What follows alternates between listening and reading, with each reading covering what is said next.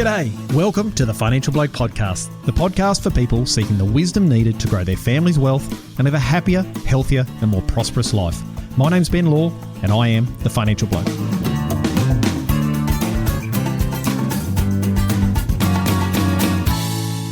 Welcome back to the Wealth and Wisdom Podcast. My name's Ben Law and I'm your host.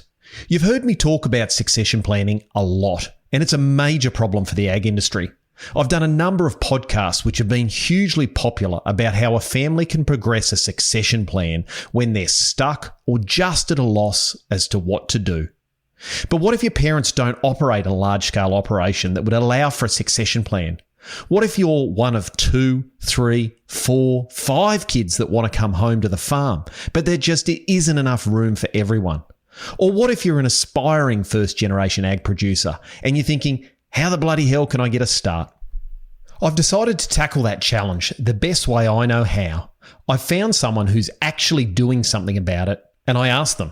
This episode is recorded live at the Young Beef Producers Forum in Roma, and I'm interviewing my mate Geoff Birchnell from 3R Beef.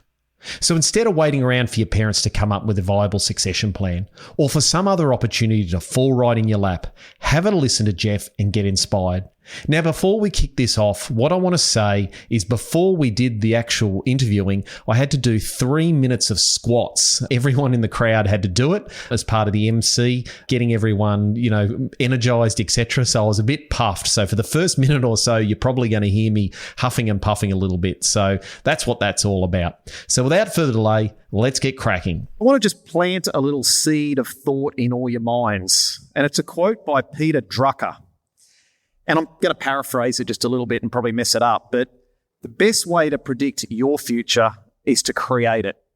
And that's what we're going to be talking about with Geoff today. Now, for those of you who don't know Geoff, you've come out here every year for a number of years, haven't you? So a lot of you probably met Geoff, but Geoff and I have been mates since we were kids. He was always passionate about the beef industry, but there wasn't a traditional succession plan for Geoff to come back to. There was no large-scale farming operation to slot back into, do a plan with mum and dad, and they can take off and be a beef producer. And I can remember as a kid with Geoff's dad, and he was just hammering it into Geoff, but he also did me, the importance of learning, improving, and also building your network. And to be honest, Geoff's done that the best of anyone I've seen. And as the old saying goes, your network is your net worth. Now, Geoff established his first beef herd, which was Avignon Herefords, when he was 9 years of age, and I still remember that. And he later purchased a block of land for himself. He studied accounting at uni, not that we'll hold that against him, and spent 10 years working as an accountant in a large Brisbane accounting firm, learning as much as he could from his grazing clients. But knowing Geoff, accounting wasn't for him, and he still had that vision to be a full-time beef producer. Now, he undertook extensive research travels, and he travelled to North and South America, and he built a whole lot of friendships, his network. And he got to meet and deal with some of the most entrepreneurial global beef leaders, and he started to nurture and put together his vision for the future. In 2018, Geoff managed to manufacture an opportunity with Avignon, and it evolved into 3R Beef. And he expanded into Angus cattle, and he scaled up significantly. In 2022, 3R conducted its first bull sale at the historic Gunnaganoo station in Tamworth, and he's working towards his 5-year goal of, at one stage, we were talking about 500 bulls, but, could be more. And he's doing that using the best genetic technology available and also the cutting-edge reproductive technology. Geoff's scaling up, and he's living his dream. So I just want to say, Geoff, thanks for coming up and having this conversation, mate. You guys are going to learn a lot. So where do we start? Well, the question I have for you, Geoff, to start with is, mate, you're smart, you're really practical, and you're pretty damn driven. Well, you're more driven than most people I know. And you've actually got solid runs on the board. You went to uni, you worked professionally, you could have been anything you wanted. Why the bloody hell did you choose the beef industry? Yeah, well, thanks, Ben. You're very generous in your opening remarks. Oh, look, I think there's no greater reason why I chose this industry than when you look around a group of people like this, and it's very inspirational. It's a heck of a pursuit to be in an industry with this much enthusiasm and this much just push and go ahead in it. So I think that ticks a lot of boxes. I think fundamentally producing beef and food is a very noble pursuit, and the fact that we're contributing to society and the world, I think, resonates with me. I guess if we take it a little bit deeper, as I've got a bit older, I've probably realised something in me has a connection to the land and the livestock. So, it's ultimately enjoyable to be part of. So, yeah, mate, somewhere in there is probably the answer, and a little bit of all those things contribute to why I chose this industry. I think that'd probably resonate with a lot of people in here, wouldn't you say? So, taking the reins. I thought about this, Harry, a lot, and I'm thinking, well, what does taking the reins mean? And the first thing I thought, well, how do you actually do that? What does that actually mean? And I actually thought about it and went, well, I think taking the reins means you're viewing the world through a lens of creating your own opportunities. So rather than waiting for someone to come along and give you an opportunity, you create them. And if anyone wants to achieve goals, big or small, or anything of real significance, you've got to put in the blood, sweat and tears. I think anyone that's been successful would tell you that. And success happens at a cost. Nothing comes for free, and it won't happen overnight. And I've seen far too many people over my 20-odd years of doing what I've been doing who complain about what they haven't got or that opportunities haven't come to them. And so quite often they feel like, they should come to me. Why haven't they? And sometimes it's even worse. They sort of sit around, floundering around, waiting for the right opportunity to present itself forever. And they get to later in their life, they're full of resentment. They think, why didn't something happen for me? And it's kind of a victim mentality, which is poison not only for success, but also happiness. And so my question to you, Geoff, is, in your own words, you said to me driving out here the other day, you are living your dream, but the opportunity just didn't fall into your lap, nor did it get handed to you. You actually engineered the opportunity that you've got. So can you just start off by telling us a little bit more about how you actually got to here with 3R and the goanna track you took? Yeah, sure, Ben. I think you mentioned first generation, and yes, well, technically that's correct. I have had a lot of support and assistance from family, so, you've got to appreciate that as contributing to the journey. I grew up in Newcastle, 2 hours north of Sydney, till I was about 10 years old, and I always had just a yearning to be a farmer and have cattle, and I don't know where that came from because there was no one in my family who I was inspired that way by. We really didn't know any farmers, but I always just, had this, I guess I never grew out of playing cowboys when I was little, and so I was a bit of a round peg in a square hole down there. My father was a school teacher, principal. I guess he sort of thought it was a little bit weird taking a kid dressed as a cowboy to the beach, and he let me go on that path, and we moved out to the country. Pretty quickly after, bought 3 Hereford cows, and we were away. So that was all really good. As you get older, you soon realise that the definition of what you're doing in terms of scale is quite a hobby farm. So there was no immediate way that I could take those 3 Hereford cows and turn it into a job or a life. So I had to go off and get an education and get a career. So I went down the path of accounting, and my first job was in Corindi, your hometown. And I thought that was pretty good, but I was sort of close to the industry, but I was a long way away. I was earning, I think it was 22 grand a year. So, you're never going to buy a farm. You're never going to grow your herd on that. So in 2005, I took an opportunity with Williams and Partners at the time, but Hall Chadwick they now are. I did about 12 years with them. Particularly my interest in the agriculture and their client base allowed me to deal directly with a lot of graziers and croppers and, any number of agricultural pursuits throughout Queensland, New South Wales, Victoria. So I had a pretty broad spectrum, and I was able to develop friends, networks, contacts, and have a look under the hood of all those businesses. At times it felt like I wasn't getting to where I wanted to be fast enough, but I kind of, at some point in time, I started probably putting a business plan together in my mind, and it wasn't formal and it wasn't structured, but it was like, right, well, I know this person and this is what they're doing, and that's a really good idea. And then I know this person and I really like what those people are doing. So you sort of start to go, well, if I was going to do it, these are some things that I'd look at.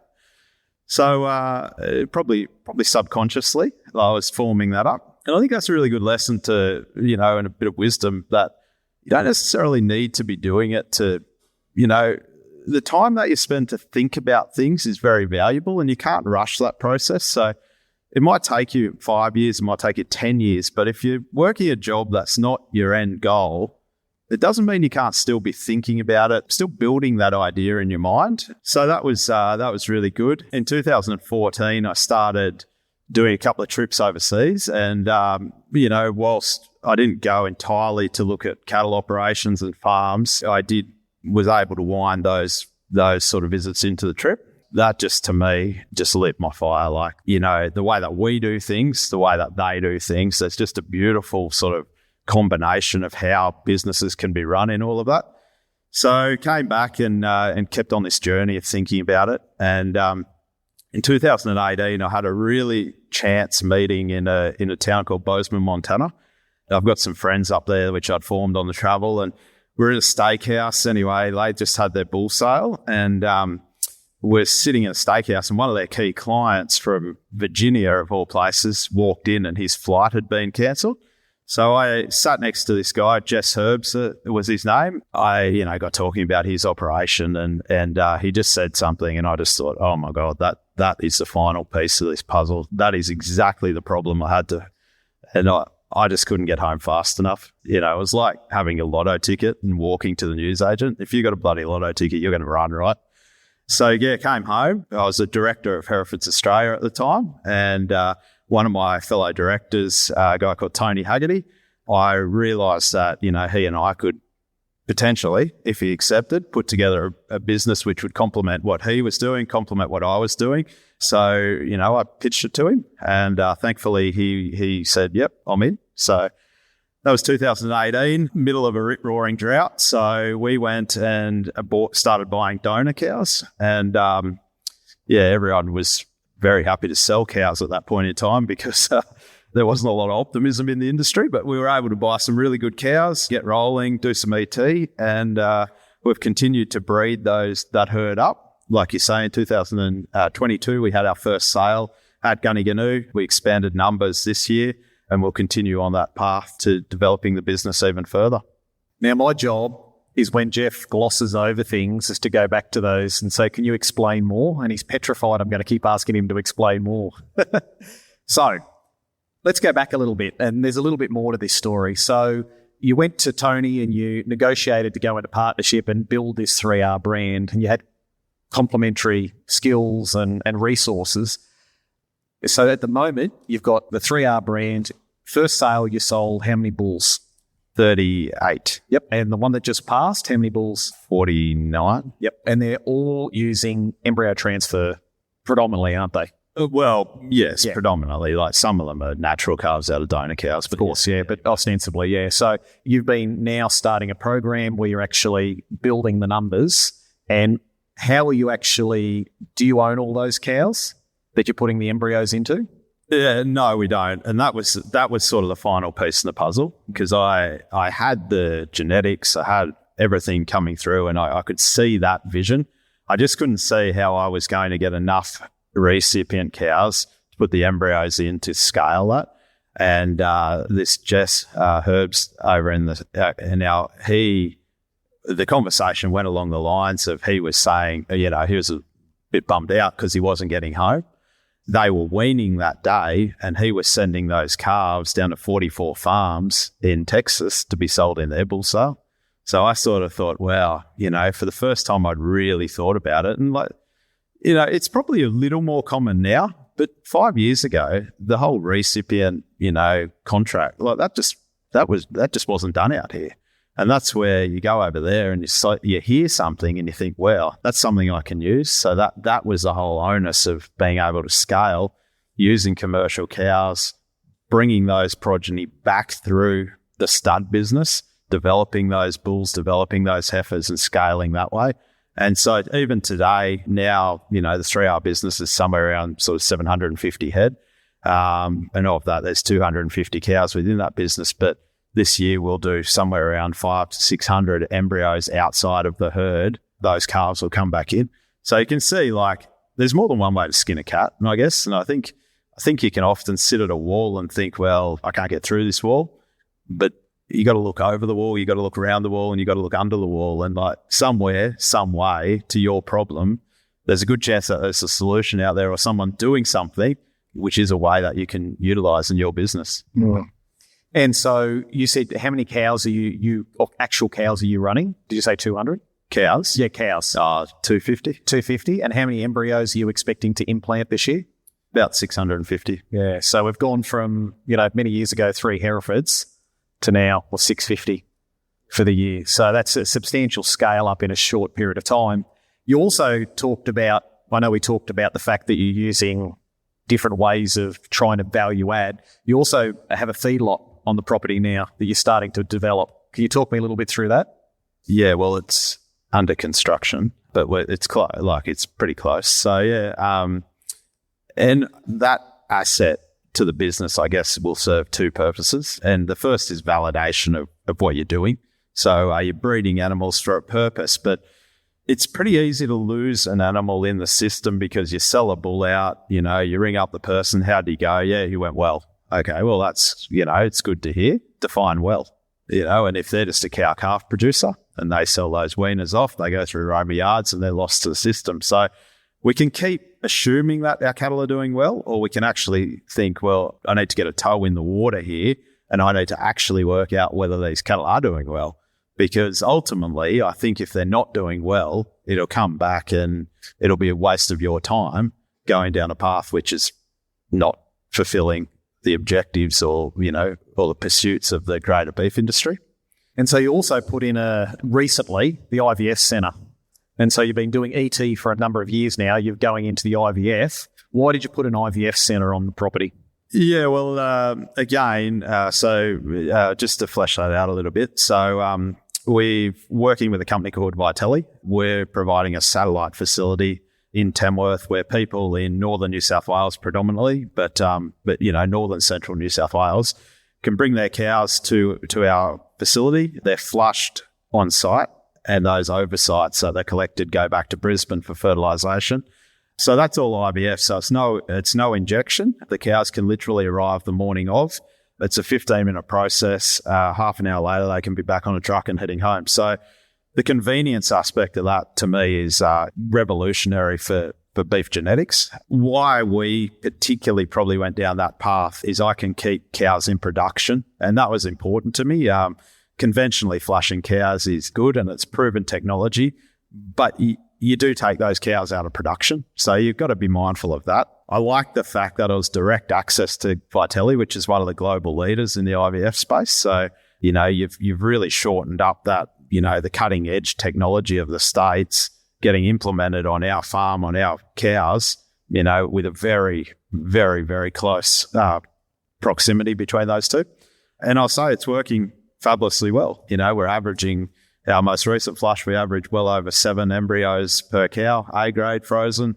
The first ones we put in were just shy of 60% conception. So, ticking a lot of boxes, convenient, and obviously the results are stacking up. So, it's technology. It's a new way to do things. And, I'm very happy to be at the forefront of that and be involved with that company.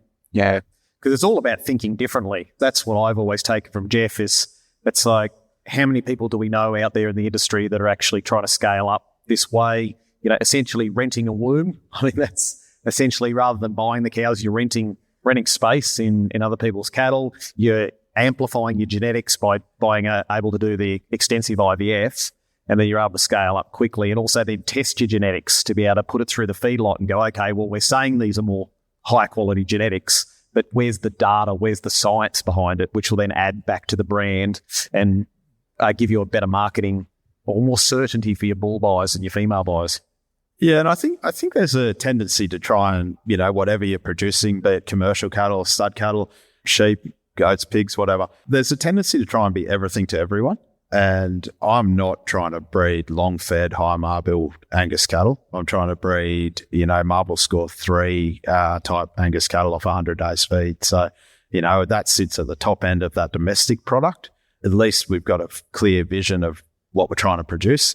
Now, the sisters of those steers that we feed through the feedlot, they come back through the system, but they go through a different system. So whilst we're testing their brothers in real time, the marbling, the feed performance, the meat quality out of that, we're actually testing their sisters for fertility and longevity ultimately, and, you know, their ability to fall in calf and ultimately get pregnant and have another calf. So put all of those in one bucket, and they're just key attributes of what we need beef animals to do. Now, where I want to head off to next, Geoff, is genuine success rarely sort of happens in isolation. You can't just do it on your own. You need a great network around you if you want to do great things. And as I said in the beginning, your network is your net worth. Now, most of us don't have the luck. You know, we just aren't born into an amazing network of big thinkers. You know, mum and dad, we're not born. Mum and dad says, wow, here's his mentor. Here's all these mentors for you. It's a great network. And if we want a kick-ass network and we want to be successful, then we have to create it ourselves. Now, you've created over the years an amazing network, and it's obvious it's been a major contributor to your success. So how did you specifically go about building that, and do you think it is important as I think it is? Well, yes, I do think it's important. I've been lucky to be involved in a couple of programs which I think have really, really, you know, put my pedal to the metal on those. And the first would be the Cattle Council's Rising Champions program.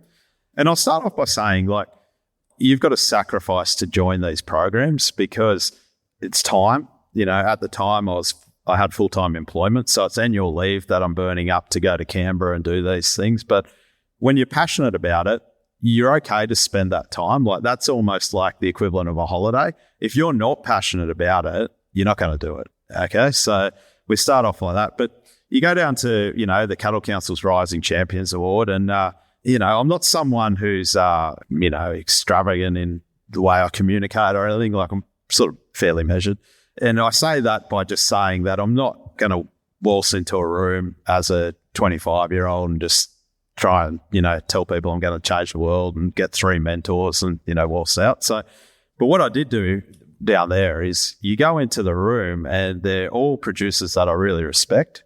And sometimes it's just good to be a fly on the wall. One producer in particular that's here today, Bim Struss. And, you know, as a young guy in your mid-20s, you sit and listen to Bim for a while and you learn a lot. You know, you learn a lot, and he's good enough, and not just Bim, but a whole raft of people in that room are good enough that at the end of the day, you can go and talk to them, and you can go and ask them a question, and you can go and flesh out some of the ideas that they've mentioned.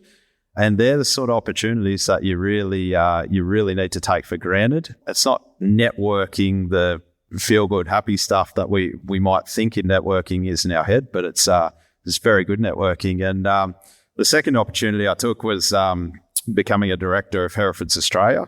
And again, you know, I was living in Brisbane at the time. All the meetings were in Armidale, so it wasn't uncommon for me to leave Brisbane at 2:00 to get to Armidale for 8:00 for a board meeting and then drive home that day. So, you know, again, it's like, what keeps you doing that? You know, you got to enjoy it. But ultimately, the way the world works and the way it goes around and the opportunities and the luck that you create for yourself, there was someone sitting there on that board that day that I've formed a business with who I probably wouldn't have known if I hadn't made that sacrifice. Now, on that board, I've got, you know, best mates, I've got business partners, I've got all these different things just from the fact that you're at the right place at the right time, surrounded by the right people. And to me, that's the power of networking.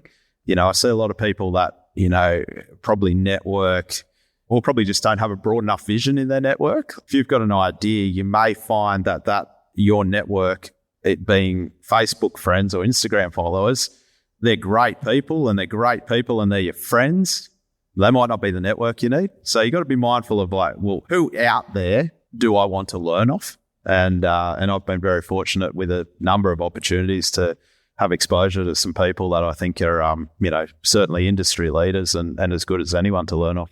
Because one thing I found really difficult was I used to look for mentors and people to model, and I could never find one person. You know, I'd find people that are really smart in business that I could learn a lot from, and then I'd find people that are really good valued people that I go, wow, I wish they're really respected. And there was other people that had really strong family values that I'd want to model. Through this process, did you find one person or a couple of people, or was it basically there was a whole raft of people that had an impact? No, certainly it would be a raft of people. But like I say, you know, you'd be a fly on the wall and you'll naturally resonate with different people.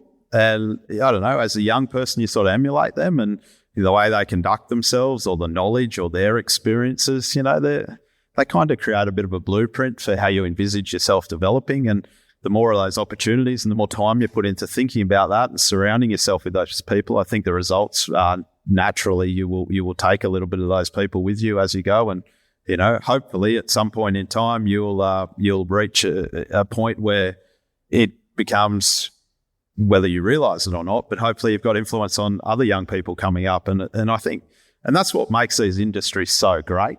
And that's why we're not out there changing tires or, polishing cars or something, because we've actually got a ladder that you can work through in this industry and a support network. And at every point, there's someone there to pick you up the next run. And you've just got to be humble enough, smart enough, and passionate enough to accept that.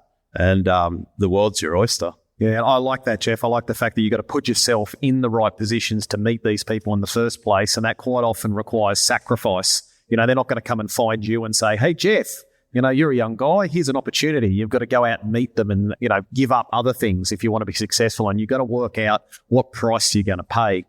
The other thing I used to find, Geoff, when I was younger is I used to get incredibly frustrated that I wasn't a success overnight. I'd wake up one day, got this great idea.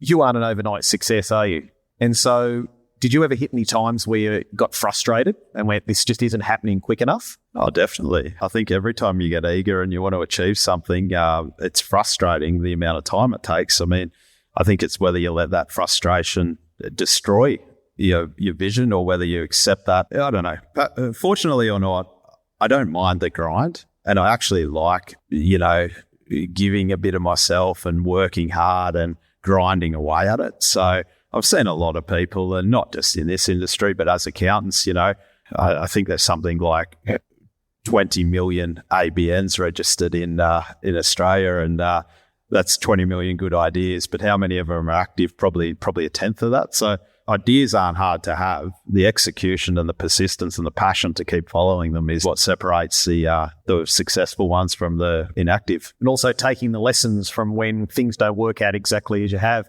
It has been a bit of a goanna track for you, hasn't it? It hasn't been just I started here and I just head my way up. It's been a lot of dry creek beds you've gone up. And do you think could you have straightened those lines out, or do you think the journey was part of getting you to where it is now? Yeah, I guess with hindsight you could, but at the time I think I made the best decision and went the path that I thought was the best. So yeah, I mean, you can always do things a little bit better. Would I have changed anything? Well, no. And there's a lesson here, Ben, that growing a business is not easy. I would even say it's somewhat lonely. Like, I had an environment when I worked in the city and accounting, and you walk into work each day and you sit there with, probably 8 to 10 guys that you really enjoy their company. You get to Friday night, you go out for a beer, you become really good mates with them. And then to stick your hand up and say, well, I'm leaving this atmosphere because I actually want to go and work on my own and grow a business, it's a bit of a daunting prospect. So there again, you got to want to do it. And there's got to be something that drives you more towards that than the comfort of continuing to go and continuing to have those friendships. So nothing's ever going to be easy. There's always going to be things that come out of left field. You just got to, be mindful of that. Something that's really stuck with me is my wife is, prior to children, was a really avid runner. She signed up to the Gold Coast Marathon. So she did the first one by herself. And 42.2 Ks is a long way to run. And the second one, I felt a bit, and it was really hard on her. It was really hard. The first one, it was pouring rain. It was just, if you looked out the window in the morning, you never would have put on your joggers. But anyway, you're in a race. That's the day it's run. Go and do it. So she struggled through, and I thought that was pretty inspirational. So the second year, I signed up. So I ran down, and I was pretty fit and active. I thought I was, a fair chance of making it. And you get to the start line, and there's people with knee braces on, and there's people. And I'm looking around going, oh my God, I wasn't confident of, I wasn't sure of my own ability to make it. But standing on a start line, I felt like Mackay Diva compared to these people. It was I just thought, oh my God, there's no way on God's earth you're going to make it, mate. Anyway, so we run down to Broadbeach, and then we came back up, and there's a point there where you actually go back past the start-finish line. And there's a 7K loop up to Runaway Bay or wherever it is. And I was going really well there. But something, when you can see after 35 Ks, when you can see that that's the finish line, that's where you need to stop, it is almost like getting hit by a truck instantly. Like your body, that 3.5 Ks away from the finish line to turn and come back. That was the longest 3.5 Ks of my life. So I struggled, bloody just, I don't know, somehow made it to the finish line, but I was busted low. And the second year I did it, so that was her third, my second, I had a different view on it, and I decided, righto, I know the pain point is there. So what I'm going to do is I'm going to not focus on the finish line. I'm going to focus on the northernmost mark. And I know if I can get there, then the adrenaline of coming home to the finish line will be a different feeling, So that time you get to the end, okay, I've made it here, righto, 3.5 Ks to home, feels like you're going downhill. You get to the finish line, and although I had similar fitness, the second year, just that mindset and perception, was just totally different. Felt great, made it, all good. So I think that's where you got to be. The purpose of telling you that story is every time you set out to do something, now I think there's going to be a point where this is going to be really hard. Something's going to go wrong. Something is going to happen. And that's my 35K mark. But I think if I go into a business or if I go into an idea thinking, I know that that's going to be hard, but I just want to get to this point where I've solved that major problem.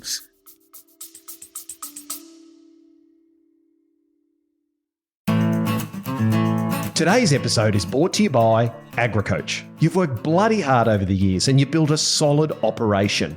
But as your children grow up and start their own journeys, you're beginning to think about the next 5, 10, and even 15 years and how to keep driving the business forward and ensure a smooth and successful succession plan. Preparing the business, preparing the next generation, and preparing for your eventual retirement all requires a solid plan and a proven process. Unsure about the right steps to take? Head on over to agricoach.com.au/webinar to learn more about our Succession Proof Your Family webinar. AgriCoach, aligning families, growing wealth, and protecting legacies.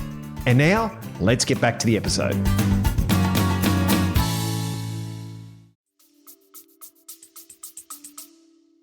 It's amazing that just that mindset when shit does hit the fan and you do have that come to Jesus type moment, you're like, your mindset is prepared for it and you think, that's okay. I knew this was coming.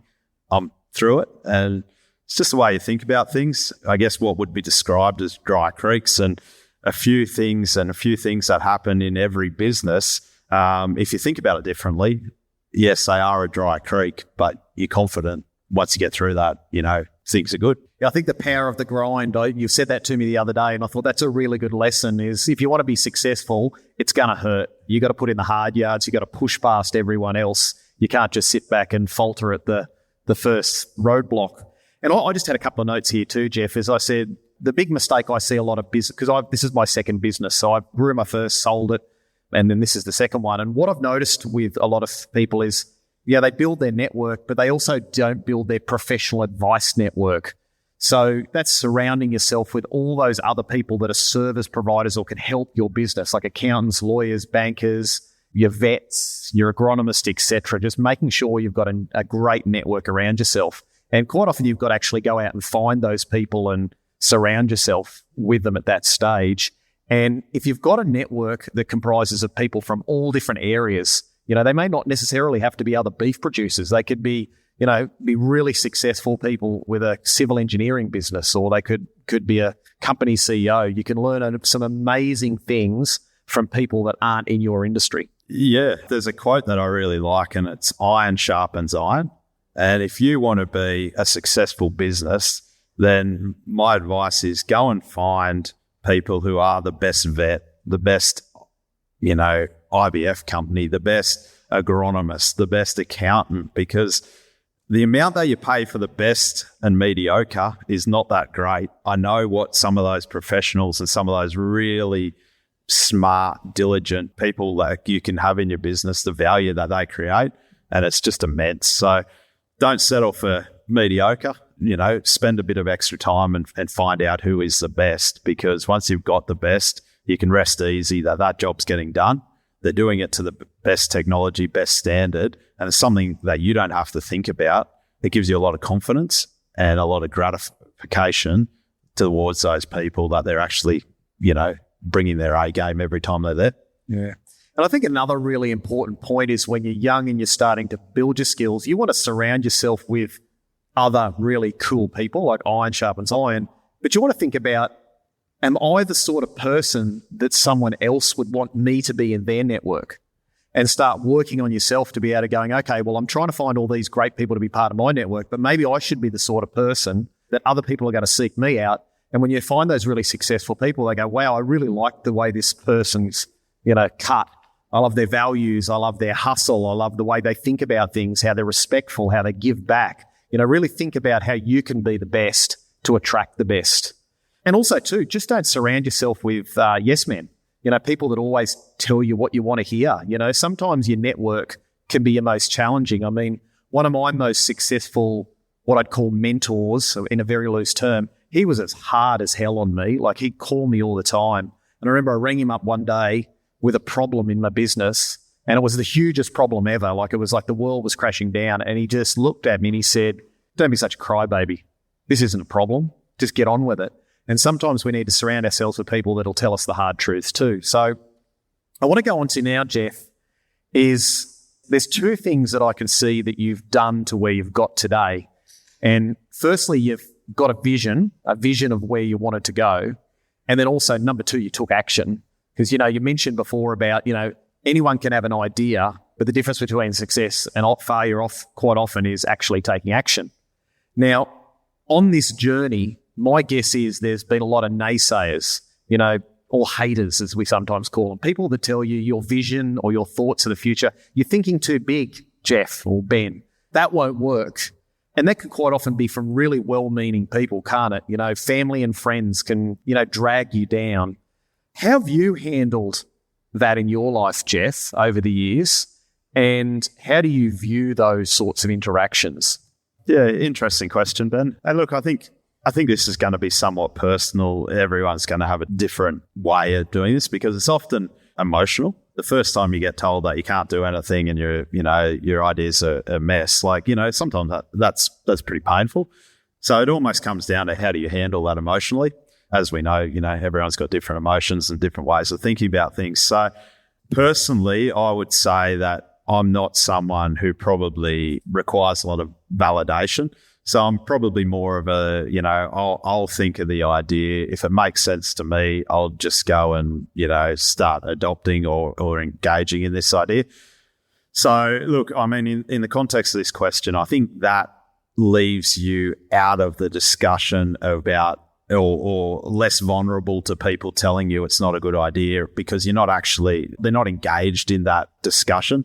And look, after something really happens when you've got an idea and you sort of say, well, be blowed, like I'm going to do it anyway.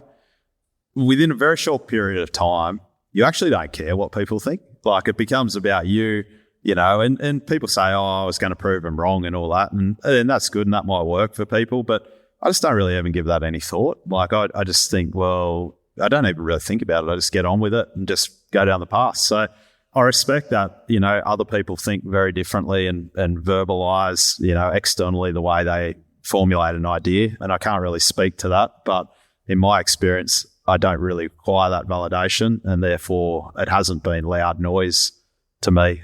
I'm the other one of those. He noticed that he thinks as internally and then makes his decision and goes and does it, which is very much like my wife. Drives me insane, whereas I'm the opposite. So there's two sorts of ways of thinking. One is intrinsic thinking, where you think inside. You think, you process, you make a decision, you go do it. There's the other part of the population like me that has to think through these things, and the way I think is I talk about it. So I'll have conversations with people, and I've had this idea, and those ideas form over time. And I think people like myself are far more likely to really struggle with the naysayers and the people that are saying you can't do this, because you're looking for external validation to that. And so if you're one of those people that's got to think out loud, be very careful who you talk to your ideas about, be very careful because you could be getting feedback from the wrong people that don't think as big as you. And if you think about in the world, like Steve Jobs, Elon Musk, Bill Gates, I mean, you go through all those people that have absolutely changed the world. They've literally started to do things and everyone's going, they're stark raving mad. Like, who would do that? Who would build a car company that runs on batteries, and who'd build a rocket ships and send them to space?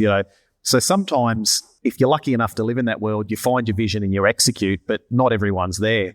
So for me, I think you just have to be really careful who you talk to your ideas about. And I'm a little bit like you told me I couldn't do it. When I sold my business and started The Financial Bloke, someone very close to me said, you won't be able to do that. That's a stupid idea.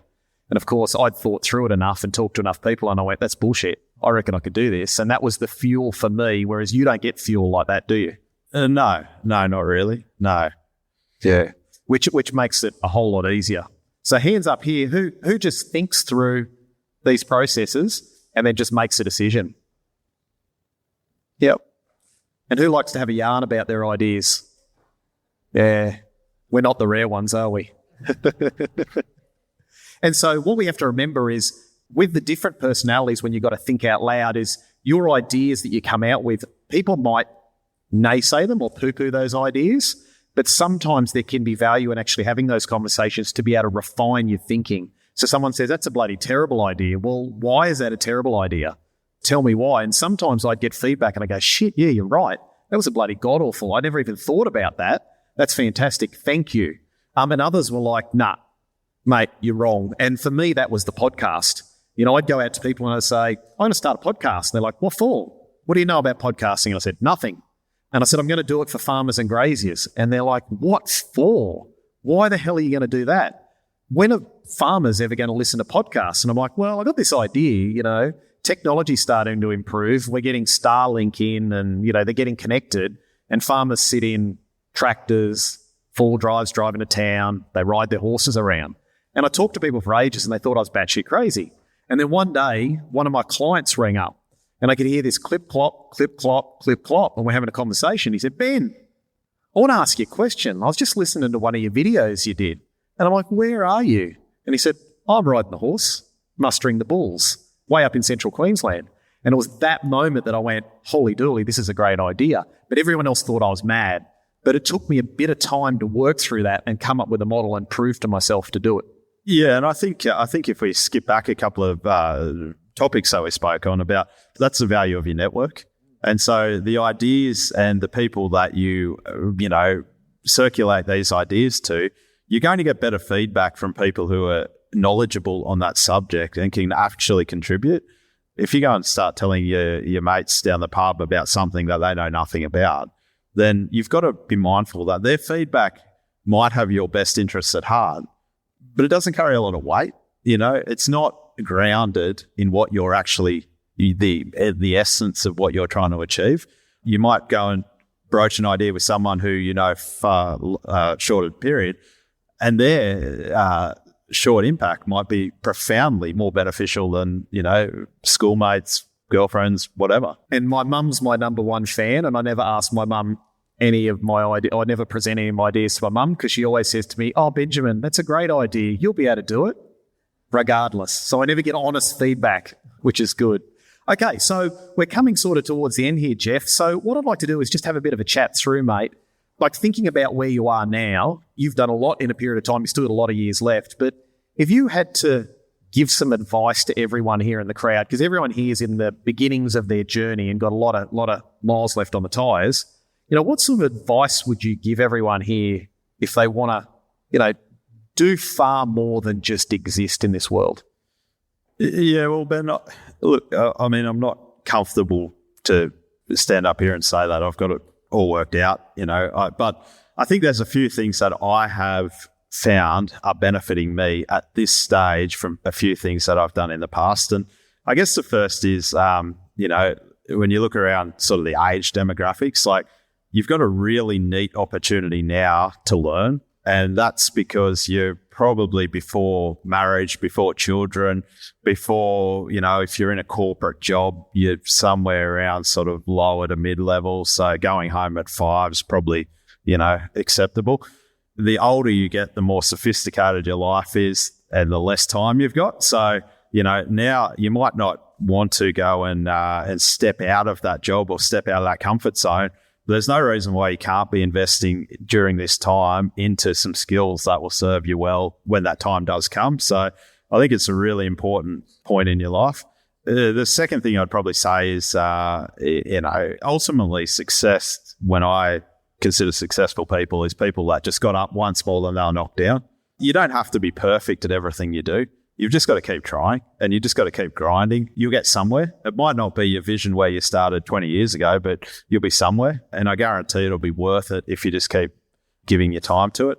We've touched on the importance of networking. I think that speaks to itself. And then the only other thing I'd say is just if what you're doing and the passion, and hopefully it's for this industry if you're in this room today, but if it really eats you up and if you really want it, and you don't want it, and all the reasons you do it aren't just because you think it's going to make you rich and you got to think, you think you'll have to work less hours and all that sort of stuff. But if there's something that overtakes all of those things and just drives you to do it, then I think naturally you've got to give yourself the opportunities to maximize that and to explore it.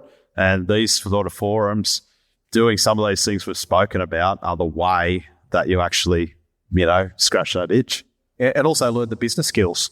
Because obviously as an accountant, you'd say that'd be a fairly, like you can breed the cattle, you can sell the cattle, you can work on genetics, but if you don't know how to run a business, like financially, that'd be another important one too, wouldn't it? Learn the skills. Yeah, and I guess where that really, like the first instance that I would say that really was like, all right, that's a very important skill, was when I pitched my idea to my business partner, because I had a level and I had a knowledge of, I guess, professionalism, how that should look. And that was probably formed over doing applications to, banks on behalf of clients and all those sort of things. It wasn't a scrap of paper. And I think that's, if you're ever going to do something or if you're ever going to approach the bank, there's nothing wrong with being too professional.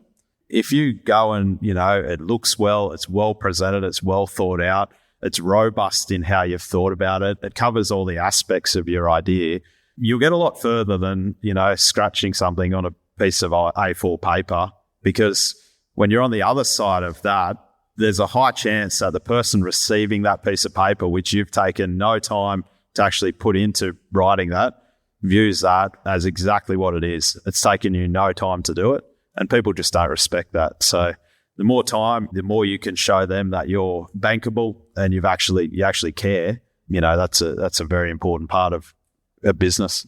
And I thought I'd write a couple of notes down here of things that I've learned on my journey as well, which take or leave. But the first one is, I think it was mentioned in one of the talks earlier today, was your choice of spouse. Your choice of partner, who you hitch your wagon to. 20 years as a financial advisor, I can tell you right now, there was only one guy that I saw, or one person I saw that was successful that didn't have a partner that was actively engaged. So make sure you choose really wisely. Number two is, we are living in an amazing world now where when I was, say, your age, you didn't get access to really cool, big thinking people. You had to know someone that knew someone that could give you the introduction. Now with podcasts and YouTube, you can start to, fill your brain with really positive stories and get access to really smart people. So, stop scrolling on Instagram and looking at cat videos or whatever TikTok views, whatever anyone wants to do, and actually start finding those podcasts that will educate you and start to make you smarter and think differently about the world. Have a different thought. I think that's really, really important. But one thing I want you to do is, we're going to wrap up now. Geoff, is there anything else you want to say before I just got two quick things I want to go off on? Okay, so the first one is, I want you to do something when you get home. Most people, when we go away from a conference or a workshop or something like that, I'm going to make the stats up because 90% of stats are made up on the spot. So I'm going to say 60% of everything you hear today by tomorrow 30% will be gone. You'll have forgotten it. In a month, it's like 60% is gone. Again, I made those stats up. So when you go home, what I want you to do is sit down somewhere quietly, grab a blank piece of paper, and just write down what the hell you want your life to look like in 10 years. Because as a 46-year-old man, I can tell you 10 years will go like that. Think about what do I want out of my life? What do I want to be doing specifically? Where do I want to be? Who's the person I want to be? Who do I want to be surrounded by? What do I want to be doing on a daily basis? Think about your financial goals and actually write that stuff down and put it in a safe spot and read it regularly. And if you get to the point where it doesn't resonate anymore, update it, but read it regularly. And if you want to know more about that, go out and spend a few bucks, buy an audio book, buy the handbook, buy Kindle, whatever, and go get the book called Think and Grow Rich. Has anyone here heard of that book? Yep. Read it, go buy it. The power of manifestation is really important, and start to write that down. Now, before we head off and start doing some questions, I saw a really cool quote a little while ago, and it really resonated with me. And the first one was, a vision without action is just a dream. So that's like an idea, with no action, it's just a dream. Action without a vision is just wasting your life. And a vision with action will change your life. And I want you to think about that when you're just sitting down doing your 10-year goals. Excellent. Well, that's it for me. Do we want to start on some questions? Thank you so much, Ben and Geoff. I'm pretty sure there will be definitely questions. This group is good for it. Or take-home messages, things that resonated with you that you were going to remember going forward from here. So I know that you had a question before, so I'm going to pass over. Thanks, Ben and Geoff. That's an absolutely incredible lecture and take-home, I know, for everybody here, especially myself. A couple of little questions. I've got heaps, but a couple for Geoff. When you were talking about your embryos and your recips, what does your sort of contracts, without obviously going into financial details on that, contracts with your recip cow suppliers, what does that sort of look like, and how does it work to benefit, I guess, them and benefit you to be part of it? And then are you doing semen testing to sex your semen to try and get as many bulls as you can for your sales out of those embryo transfers? Yeah, well, thanks for the question. Basically, there's a couple of things that you'll probably need to do if you're looking to do some recipient work with cows that you don't own. The first of those is it's going to be easier if you approach people that sell weaners, because you don't fracture their system. So if they're selling weaners straight off the cow, that's a system that you can work with. You need to go to them and explain the process to them. So you explain the process, say, at weaning time, these calves are going to sit within your system. Now, I don't expect anything to be done to those calves other than what they'll do to everything else. And I made that clear. We do the work. We pay for the embryo to go in. That cow's bred. At weaning time, that calf, instead of you selling it through the yards, we'll buy that calf back at a market value plus a bit of cream on it for them. So in anything in business, when you're asking someone to do something, I think I'm a believer that you got to make it as comfortable and move as fewer things in their business as you can. So that's the first part of that, but happy to talk more on that. In answer to the sex semen question, no, not currently.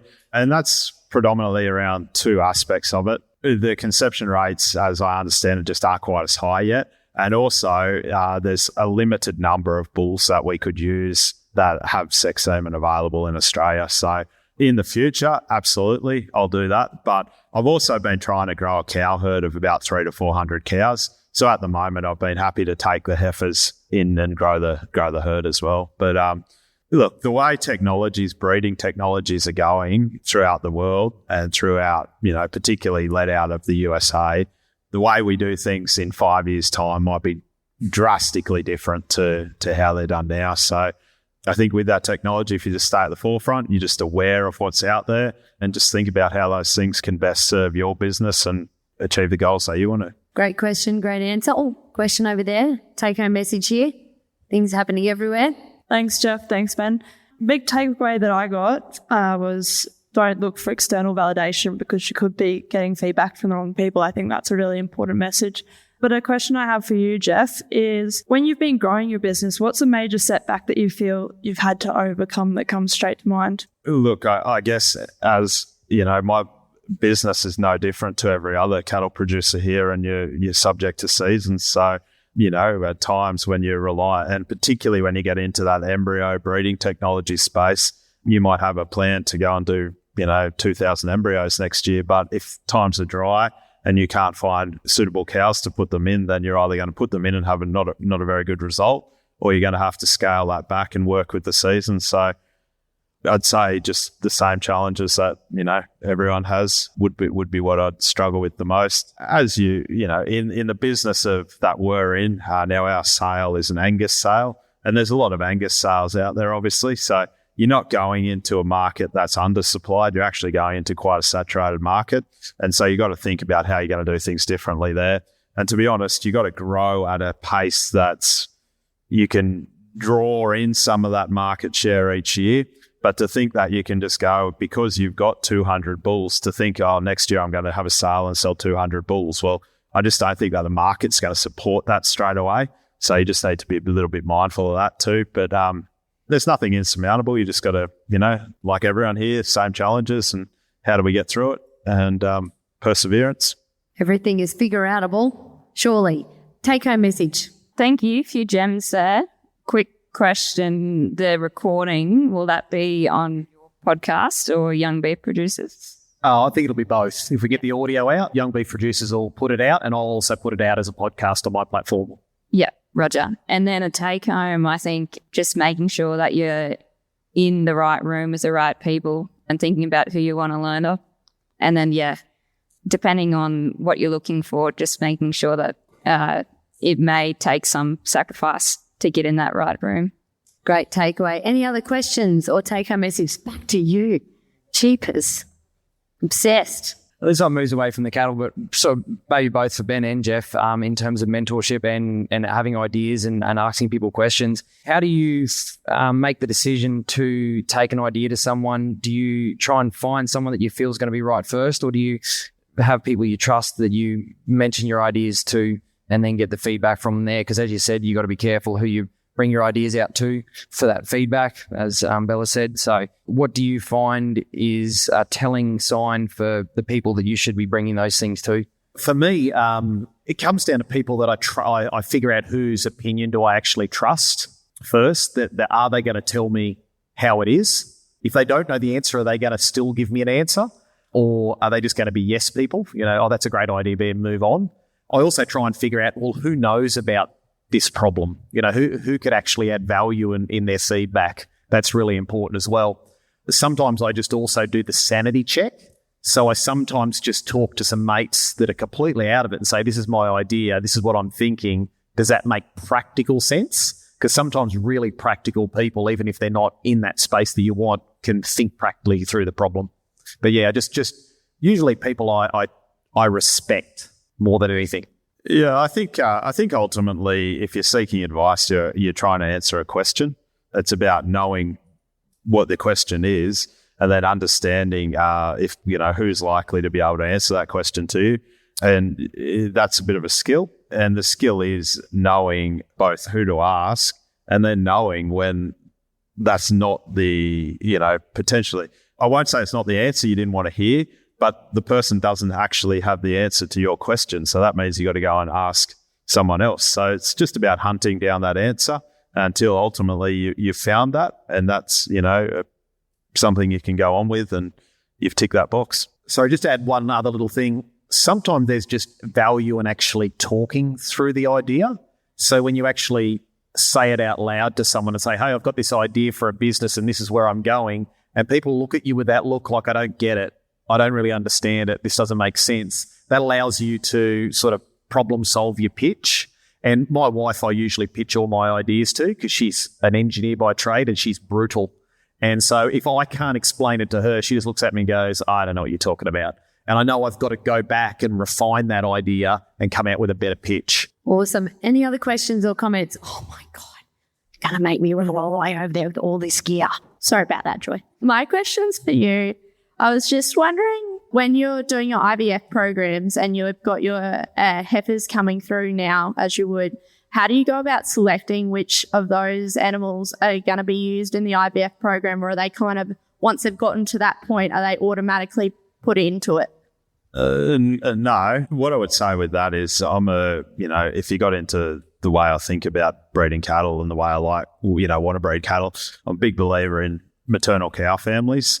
So essentially I've got the cows, and more than likely, if I'm going to flush a heifer, she will have come through a proven dam, and I'll have confidence in that pedigree. And, she obviously ticks the boxes phenotypically. Her numbers or EBVs are going to be somewhere around where you want them to be. I'm not hell-bent on making sure those numbers are top 1%. I believe in largely balance of cattle and having as many traits above average as we can get, rather than one trait top 1% and then that costing you somewhere else. So that's essentially the rationale of selecting an animal.